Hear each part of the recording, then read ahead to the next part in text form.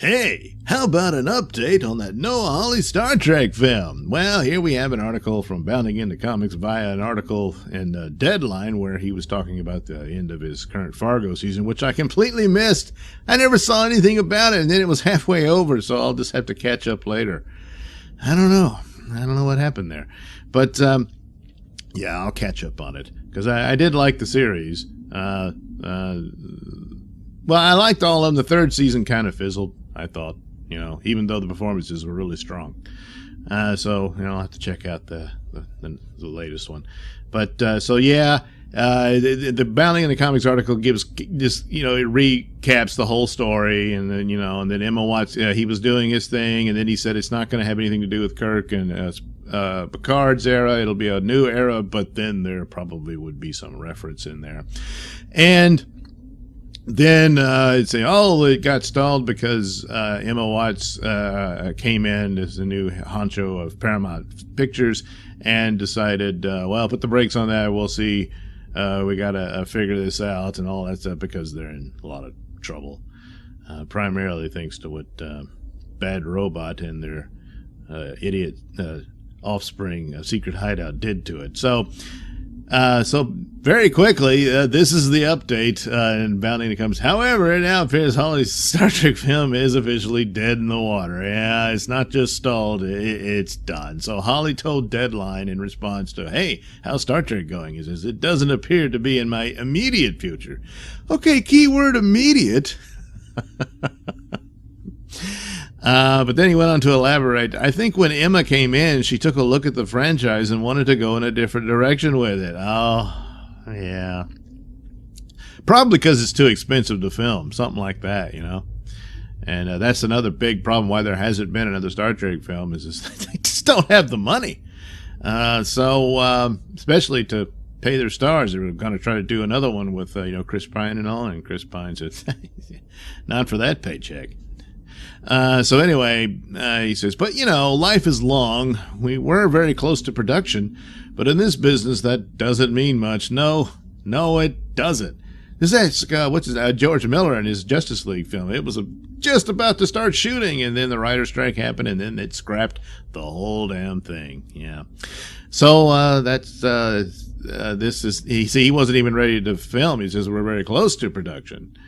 So Justice League was even closer than that, but still. So this is probably, it's dead in the water. So anyway, you got to get out of the gate to be in the race, if you know what I mean. So they weren't able to move fast enough to get it going, because if they had done so, then they would have to go through with it. There's a certain point of no return.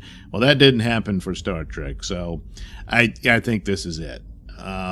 He submitted a script, and they do review also that there was Paramount didn't like his script and deemed it too Trekky. You gave us a Star Trek script. I know, it's a Star Trek film. Yeah, we didn't want a Star Trek script for our Star Trek movie. And apparently said they were enraged that it shared a lot of similarities to the Orville.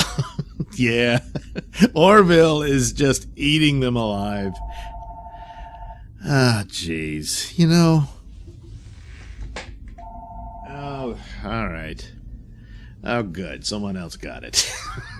Apologies. Look, it happens. If it isn't that, then it's my cell phone bleeping off messages. Anyway, yeah, that's it. So I think that's it for Noah Hawley's Star Trek. It's unfortunate. I was kind of excited about it. I, had been kind of doom and gloom about Star Trek for a while. Then his name was thrown in the hopper. And I thought, well, he is a very creative guy. He doesn't always hit home runs, but he's better than any of the people that have been in charge with Star Trek lately. And so I was hopeful. And then, yeah. And then, of course, with the past year of lockdowns, I'm sure that had to have played a role. And just about everything. So, yeah. So it's too bad. But this the script was too tricky. So that's a bad sign for anyone else coming in, saying who actually appreciates Star Trek or has even the most basic knowledge of it, which the current captains of the Star Trek ship have none. So the idea of anybody coming in who wants to do a Star Trek movie, it's probably going to get rejected by the current bosses who apparently hate what they have. They should hate it now because it's really awful. As bad as the Star Trek movies were, they're gold compared to Star Trek Discovery and a god-awful Picard series, which is the absolute worst. The cartoon, yeah, you know, I'm not a fan of it, but it's nowhere near as bad. So I guess the cartoon appears to be the best production they've done out of Secret Hideout. So, oh man, it's just, God, how does this happen? I don't know. Oh, geez, it's all very sad. So yeah, a talent like Hawley can't get in there, and so it's doomed from the start. So I don't know. It doesn't look like there's any hope for Star Trek. Thanks for watching and listening. Say, while you're still here, why not like and subscribe and share with your many friends? Yes. Also, check out my mini stores in the link description below. Yes, where you can get t-shirts, hats, mugs, all those goodies with my artwork on them. Oh, yeah.